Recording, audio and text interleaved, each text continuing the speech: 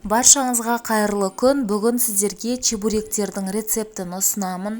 Менің арнама тіркеліп, қоңырауша белгісін басуды ұмытпаңыз. Ең алдымен қайнаған ыстық судың үстінен 1 шай қасық тұз, 3 ас қасық сұйық май қосып араластырып аламыз. Алдын ала електен өткізген таразыдан тартылған ұнның үстінен осы суды құйып, алдымен қасықтың көмегімен араластырамыз, себебі суымыз ыстық. Одан кейін қолмен араластырып, қамырымызды илейтін боламыз. Қамырымыз кішкене қаттылау болады, 5-6 минут шамасында осылай илеп аламыз. Одан кейін пищевой пакетке салып, 30-40 минут шамасында тұндырып қоямыз. Салмасына картопты ашып, турап, үстінен тұз қосып, су құйып қайнататын боламыз. Қайнап дайын болғаннан кейін картопқа сары май қосып езетін боламыз.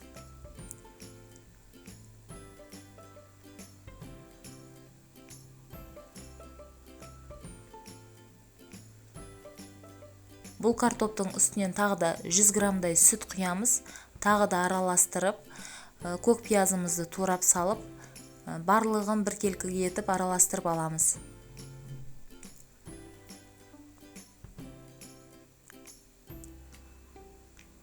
Салмасы дайын болады. Қамырымызды 2 бөлікке бөліп, әр бөлігін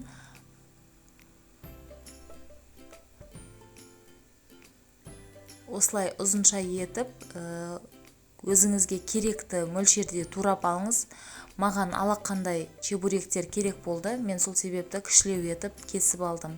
Оқтаудың көмегімен жайып, жұқа етіп, дайындап алған салмасын ортасына салып, видеода көрсетілгенде тек қана шетін басып біріктіретін боламыз. Осылай вилканың шаншығының көмегімен осылай бастырып шықтым. Табамызға сұйық майды құйып, қатты қыздырамыз.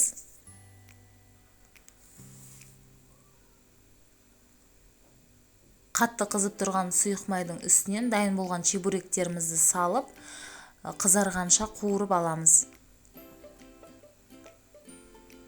Менің арнама тіркеліп, лайк басуды ұмытпаңыздар. Және де алдағы уақытта рецепттерді өткізіп алмас үшін жанында тұрған қоңырауша белгісін басуды ұмытпаңыз.